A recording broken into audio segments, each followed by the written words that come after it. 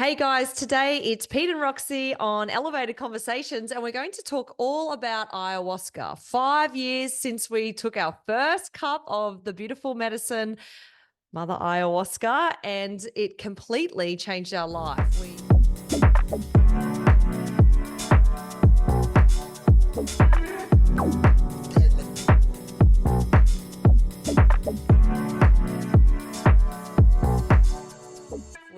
We used to be insurance brokers, running our own business, doing mining, insurance, liability, and plant cover.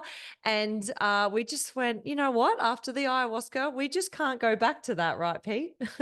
Yeah, I think for a lot of people, they think, oh my gosh, it seems scary. And like I wonder in the scheme of things, is it actually going to make that big of a difference to my life? Like it might be an interesting, however long weekend or week or whatever they chose to do. It's like, I'm going to be stirring all this stuff up. I don't know if I want to go there. I wonder if the reward is going to be worth all the effort. So that's what we thought we'd reflect on today, because, it is a lot of effort. It is upsetting, churning, and certainly does make you have a long, hard look at yourself. But we thought we'd just reflect and share quite openly now, 5 years later, how we look back on all of that and give, you guys some interesting perspectives. Yeah, so we're due to go to Costa Rica. We go to Rhythmia Life Advancement Center.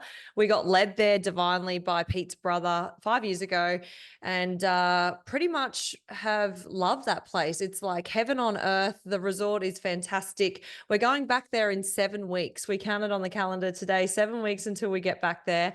And we're taking about 20 people this time to sit with the medicine 4 nights in a row.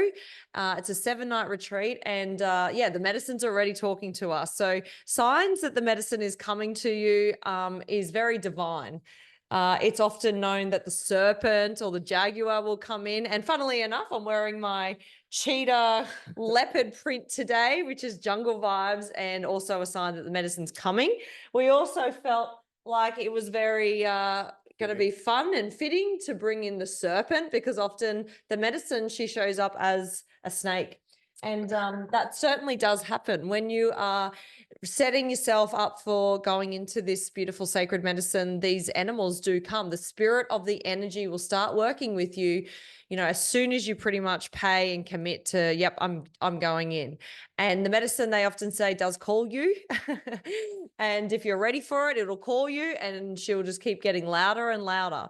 Now, let's talk about why we keep referencing she, and that is a really special kind of way the medicine shows us. So when we're in a ceremony, the medicine comes through as a divine grandmother.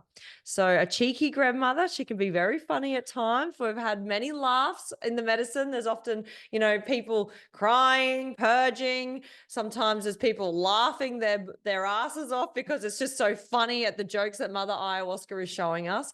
And so the energy of her is like our grandmother teaching us, where we could be better, where we could make ourselves better and make ourselves well, where some imperfections or shadows live. And she has this beautiful divine way of sharing this in a loving, feminine way, right? Would you say?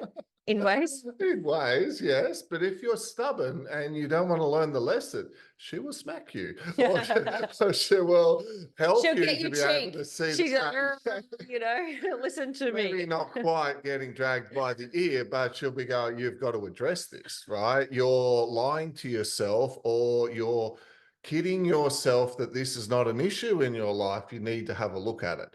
But so much of the whole journey, we've both sort of realized, is we've got to learn to surrender. And one of the things we've learned over the last 5 years of implementing this into our life is that it's probably an illusion that we live our life thinking we control everything. That just helps people feel safe in their day to day.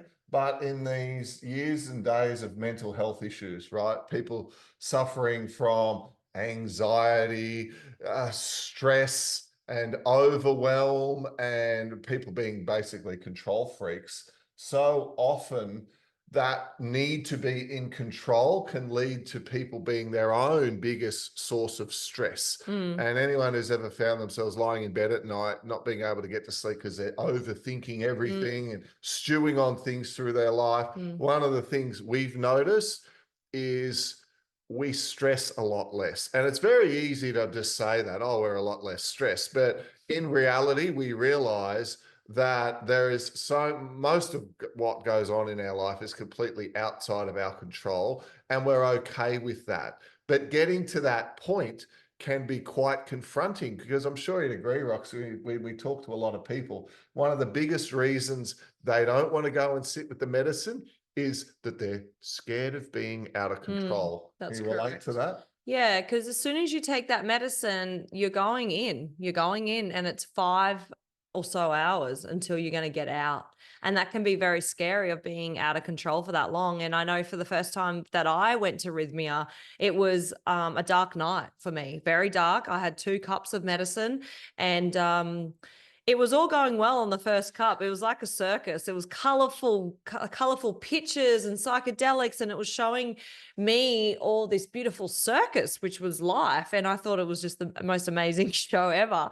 But then the circus turned a little bit like weird, and the clowns started turning into monsters. And yeah, it went south really fast. And what it was showing me, what was inside of me. So at one point I had to get the shaman, and I was really, really hurting. I was lost. I was scared. And it brought back all of the insecurities and fears from my childhood. And that was getting shown to me in the psychedelics. And it also showed me the fear that I carried from when I was in the womb with my mother, and the environment that my mother was in.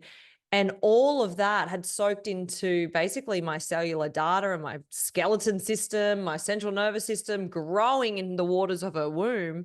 And I was basically a blueprint of fear, worry, stress, anxiety, panic, overwhelm. And that was basically shown to me in this medicine. So I had to labor that feeling, those sensations out of the body, which was very traumatic. And I felt like I was going to pee my pants on the mattress. I mean, it was a really dark, you call it a dark night of the soul. That's what I went in for. But my ego, it needed that wake up. It needed that rattle. Like, I will always respect the medicine now because of that situation. Because before, my ego was running town, running my circus life and thinking I had it all together. But anyway, I ended up being put outside on the grass under the moon on my mattress and shaking, like looking over at someone else on a mattress going, like, I need help. Like, but I couldn't even speak because I was so scared. So these, That sounds pretty full on. yeah, Let's really quickly, while you're talking about that traumatic event, quickly go to now 5 years later. yeah, You've gone from that stress, anxiety. People are like, well, it's that just been a sounds journey. terrible. Why the It's hell a would I want journey. to go through that? And incidentally, guys, one of the reasons why we really love going to Rhythmia is they give you, or they strongly suggest, Mm, the intentions for mm, each night. And on night one, the intention is show me who I've become.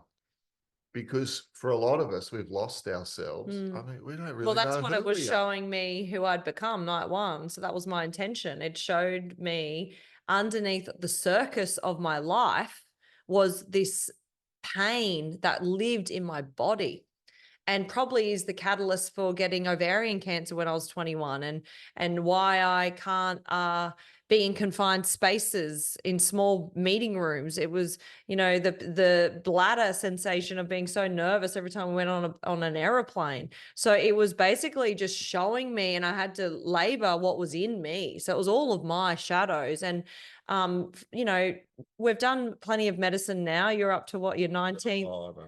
19th journey. You've done 19. I think I've done about 18. And we remember the number because it's like giving birth to your baby. Like, you'll never forget the birth story. I always remember all of my journeys because there's synchronicities and messages in all of them that I still reflect from in my life now. So share though, from that first night to now, Yeah. what are you like in your life now with the stress, the anxiety, the nervousness, that, like, Yeah. share the difference. There is no there is zero basically anxiety, worry gone. The worry was a program in my subconscious mind, the blueprint of what my conditioning was into my childhood from a very young age. And so now that's kind of been emptied out. So, like, you think about a vase of water. I love this analogy where one's very, very dirty black water and the other one's crystalline, clear, beautiful water. And I feel like I'm nearly at that point. Maybe there's some, sediment at the bottom of the clear vase of water to get There's through. a couple of specks here. A couple specks, but I'm more happy, and I feel like my soul is embodied. I'm grounded in my body, whereas before I felt like maybe I was disconnected. And I remember at 14 saying to my mother, I just don't feel like I'm here, Mum. It's like, I always remember that because I never understood why I didn't feel like I was here on earth in my body. And now I know it's because I had a split soul. I wasn't embodied. So the medicine really helped me merge back with my soul on night 2. That's the second intention, right? So the second intention that a lot of people get, offered to consider in these journeys at Rhythmia is merge back with my soul at all costs, because a lot of us have split from our soul. So the medicine really paints a picture as to where you split, takes you and plays a movie back to you in the psychedelics. Now, not everyone is getting psychedelics, right? Some people need a clean up in their body system, in their cellular structure. So that's what we call a body cleanse. And that might be where they're pooping, or they might be purging, or not even throwing up. They might just be sweating or yawning, like those big anaconda yawns, like, you can't open your mouth any further, like a snake opening. And it's just like the locked energy in our body has to be released. So that's one way of the purge. What I will say too is so many people go, what? I could poop my pants. I'm out. That's it. I must say, over all the nights and the many, many different people I've seen go through this experience, I struggle to think of anyone that I know of who has pooped their pants. No, neither. I personally haven't pooped my pants. I've been I haven't even vomited very many times. Like, certainly not more than 2 or 3 times. And look, there's been other times in my life where I've vomited worse than that, put it that way, right? Diplomatically. It's been unpleasant. So as Roxy talks about, the sweats, the yawns, the giggles, the uncomfortableness of things coming out, I have experienced. But a lot of people think, oh my goodness, if I do ayahuasca, that must mean I'm going to spew all night long and poop my pants, and I just couldn't handle that. Look, having said that, I do always wear black underwear, and I do always take a spare pair of board shorts just in case there's a little surprise. Oh my God. So the thing is, be prepared, but that's not a normal thing. I think the thing is, the medicine will cue you and help you to go, you need to go to the bathroom. That's what's happened in my journeys. It's almost like, you better get moving to the bathroom. And I'm like, oh yeah, she's not tricking me this time. I better go. And off you go and you do your business. And it's very divine timing. And like, Yes. even down to the point of the orchestrated ceremony and the people in the room. Like, you think, how would 20 people like be able to use 2 bathrooms all at once, right? Well, let me tell you, the medicine is so intelligent. She is so wise and smart. One will go into the bathroom. She'll call another one to the bathroom just in divine timing. That person will come out. That person will go in. Like, it is so beautiful how it's all like the room is working with each other. The other way of purging of a psychedelic journey, or a journey with Mother Ayahuasca, we've done the body, the pintas, nada. A nada is where we go to sleep for the night, because the ancestral trauma or the body lifting has to like leave us when we're not mentally present. So the energy is working with our body and our auric field in that time, and our soul. We've never been blessed enough to have a nada.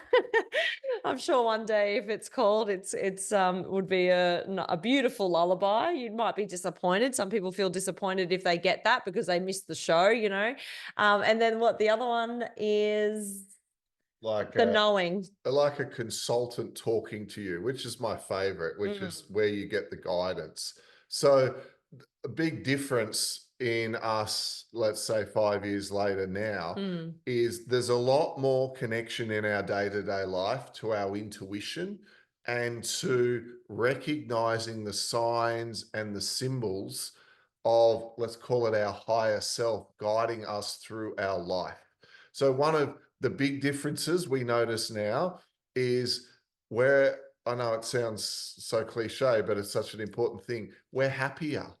Yes, it's because there's less stress and worry and anxiety and etc. But also we're able to allow ourselves to move to a place of happiness without feeling guilty, if that makes sense. It's like sometimes people have a false belief that they can't be happy. Another thing we've noticed as well is we're more fulfilled in what we're doing. Like in the past, there was always this underlying feeling that we should have been doing something more, something extra. What else could I be doing in my life? Or I'm searching for something which might give me more fulfillment or more happiness, Mm. because we fell into the trap of looking for happiness outside ourselves. And what we've learned is it's the answers are within ourselves. It's Mm. an illusion that things outside ourselves are going to give us that happiness and fulfillment. And of course, so many people think if I've got loads of money, then I'll be happy. Mhm. Yet almost everyone knows someone who's got plenty of money and they're not happy. They're still looking for things outside themselves. So we've noticed difference in that happiness, difference in the fulfillment, but also I think in the ability to be able to live more in gratitude. You know, you always hear people go, "Oh, should be in gratitude. Gratitude's so important, etc., etc." But appreciating time with the kids, appreciating time with the family, or if you're lucky enough to be down the beach on a beautiful sunrise, or you appreciate a beautiful sunset, or you've got some old friends that are back in town and you're sharing a laugh, it's like you're the observer of yourself Mm. feeling gratitude and happiness, and you don't just let those moments fritter by. Does that make sense? Yeah, and I feel like the medicine for us, or for me in particular, has gotten me out of my head. So I was in my head a lot, and I would overthink things. I would worry about things. I'd cue things up in my mind, like even doing the washing or folding the washing or doing the dishes.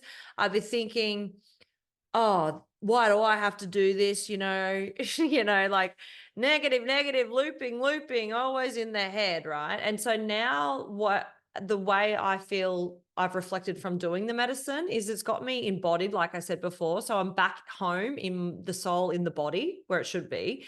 And I'm living from a place from the heart where, these precious little clothes that I'm folding, the realization that's not going to be forever. And so to take that moment and just be like, these little undies, these little Bond undies that my children are wearing, fold them, and they're precious because they're not big men ones, but they're little ones.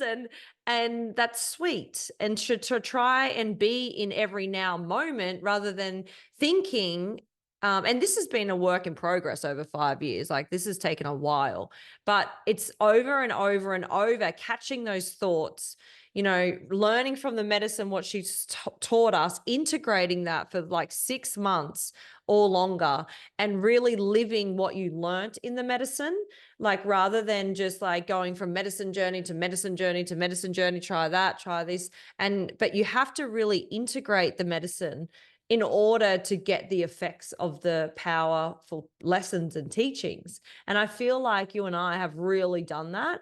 Like we've set ourselves up to do the medicine. That's our goal, to do it at least once a year and multiple times in a retreat like Rhythmia's, for example, or a 2-night retreat. So it's back to back, because sometimes there's part 1 of the medicine journey and then you got to go back to night 2. And it's teaching us like to then integrate over the next 12 months, like everything that we've learned from last year. I feel like, I still haven't integrated a couple of things that she told me last year. And that was the sauerkraut. Like I needed sauerkraut for my Really deep. for my Really deep. stomach, and it was going to be really healthy for my body. And there's a couple other things that just minor things, like, but the major things I've integrated, but just like really shifting from like the headspace and back into the body, and using these now moments as precious moments, and realizing everything outside of ourselves actually is an illusion. What we are in this now moment, like even having this conversation with you, is like, just be here. Like, just be here. Don't think about what you've got to do in 20 minutes or later this afternoon. Like, being present, because this now moment is all we really have. And if we're thinking, we're in our head.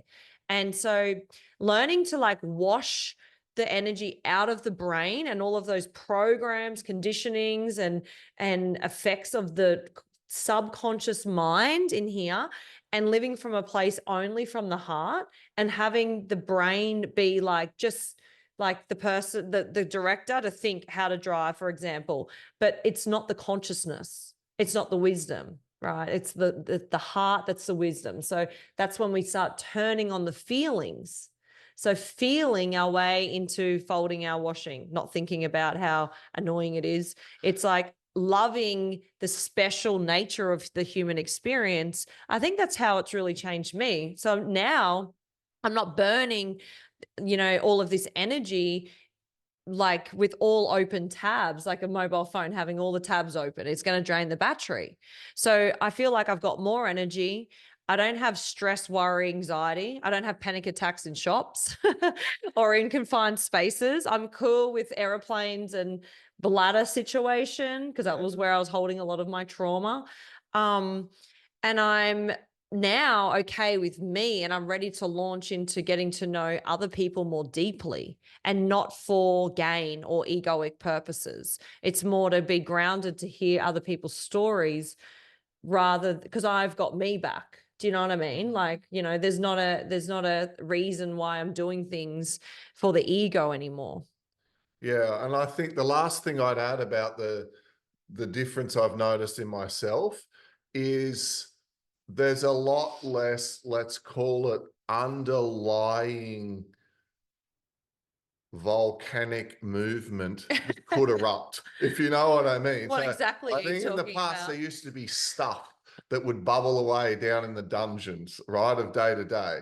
And Yeah. I'm always pretty happy and cruisy and etc. etc. But sometimes things would trigger the volcano, me being the volcano, and those triggers have dropped away a lot. Mm. One of the big triggers used to be the dog, and the dog backing one out in my walk-in wardrobe, or peeing in the corner on the floor, or worse still, after a hard day of yard work, she would disappear with my underpants and have a good old chew right around the sweaty area, and just sort of like wreck a whole, I won't go into too much detail, but wreck the pair of underpants, and I would blow up at the dog.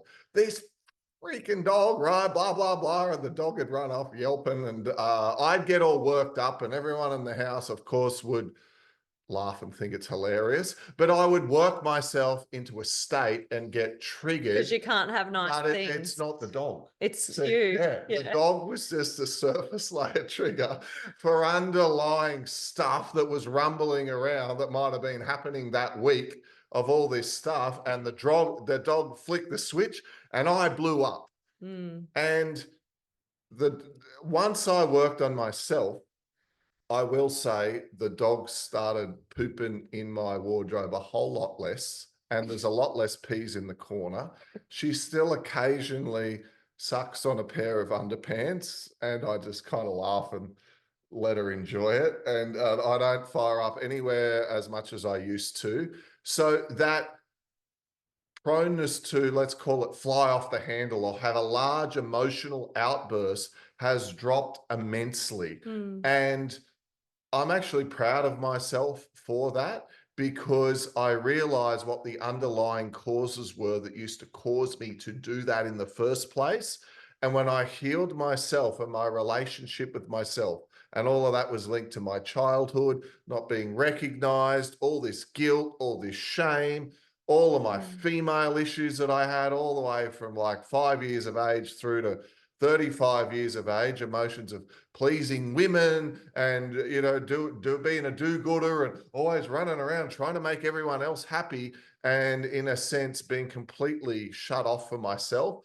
A lot of that deep-seated stuff had cleared. So now I'm happier. I'm more present with the kids. The relationship between Roxy and I has improved immensely. We were always good, but it got so much better because as we became better versions of ourselves and moved in alignment together, it actually brought us closest together. So in 5 years, this quickly, well, not that quickly, but pretty quickly, that's some of the ways in which the medicine's helped us. I think if we get good feedback from this video, what we would do in the next one is we would talk about why it's not a once and for all fix up. You know, some people think if I have a really nice hot bath once in my life, does that mean I don't need to have hot baths anymore in the future? And I think the answer to that is we all sometimes still get dirty and we can all do with a little freshen up, right? Or a wash clean. Yeah. So, you know, if people like comment on this one and they liked it, we'll talk about after we worked on ourselves moving forward, what we got in subsequent healing journeys, because what the medicine shares with us now is completely different to what we got in the beginning. Would you agree? You got a bit teared up there, I noticed. One thing the medicine has been very beautiful, of course, very learning. We learned so much. We've healed a lot. We've done so much. But the other funny thing is, and you'll have to comment below if you're getting this, is that Donald Trump often is in the psychedelic journey of a medicine. And this is very known for Pete and I. Like, Donald Trump was in the medicine journey last night, but this has happened multiple times. His little head flying through the psychedelics or being at the top of the kind of tiers or whatever you call it. And you'd agree, right? You've had Donald Trump in yours. At the end of the week at Rhythmia, a lot of the people, they get asked, did anyone see Trump last night or this week? And basically 80% of the room's hands go up. So this is very interesting because I really feel like him shifting and being, you know, loud and, you know, some people like him, some people don't. And he is a soul from divine. So, you know, we do love all the souls and they're all playing a role and a character on the big stage. But it's almost like he's the catalyst for many awakenings on the earth. And, you know, this is very evident in the medicine journey. Would you agree? Well, I gave the example of my dog being the divine trigger, causing me to erupt. And for a lot of people, Donald Trump can be the divine trigger in helping them to bring out perhaps suppressed anger or rage or whatever it may be. And certainly while we never really want to get too much into politics, there are themes of things that come up in these journeys that a lot of people have. And we don't know the answer to why often a lot of people see particular figures from history or even light beings or some sort of ET visitation or out of their body help. It is if there is something outside themselves helping themselves to move through a lesson or to move into a higher version of ourselves. So if people are interested in that, we'll share that too in the next one. But I really love these stories about what we've experienced on ayahuasca. So I really think that we need to do another one because there is so much that we've been shown on the medicine. Like, just like, for example, the mantis bean that came to Pete to scrape out all of the guilt. There's a lot of people. There's a freaking massive praying mantis in the room. I'm like losing my shit. I'm like thinking, why is that praying mantis so big? It's like, it's the craziest thing. It's like you think I'm getting chased by a praying mantis. What the hell's the lesson here? But so the medicine is taking us, you know, dialing our frequency up. So we're seeing interdimensional in these ceremonies. So we're really seeing what the normal regular vibration in a human could not see. It's raising the vibration within the field so we can tap into things from a higher perspective and see like forgiveness and oneness from a mountaintop rather than in everyday life in the street. So the medicine is very deep dear to our hearts. It'll always be dear to our hearts because it was the catalyst for major change in our life together. And, it's not for everyone. You have to really feel into these plant medicines to understand if you're feeling called to it. If you're curious, go for it, because that's a sign as well. If you're feeling excited about the possibility of change after hearing this video, we are going in October, the 20th of October. We're going to be simply boots on the ground, a soul sister, soul brother in ceremony, doing our own journey, of course, but in the room. So you're not so overwhelmed. And of course, we'll be going back every year from here on in, probably. That's the goal. And so, yeah, if you're feeling called, we've got a webinar on the medicine, ayahuasca. We share that. Everything you need to know about the medicine journey, every single thing that you need to know about the ceremony, the intentions, the rhythmia, how to get there, all that type of stuff. If you feel called, we'll drop that in the links below. But yeah, let us know in the comments how you found this video. We love talking about the medicine. As we said, it's made so much change, and we hope it has for you as well. If you're out there listening to this, yeah. And we could do our best to answer questions, right? If someone's got a question or something like that, if you turn on the notifications in and around this video, next time we release a clip, you'll get notified, and hopefully we can answer your question and we'll just do it to the best of our ability. Sometimes we may not know the answer, but listen, we'll do our best. And yeah, please give us some feedback on how you enjoyed this video as well. And yeah, we look forward to checking in with you guys again soon. Hey, did you enjoy it? Yeah, I did. I enjoyed this chat. Very good. Bye for now.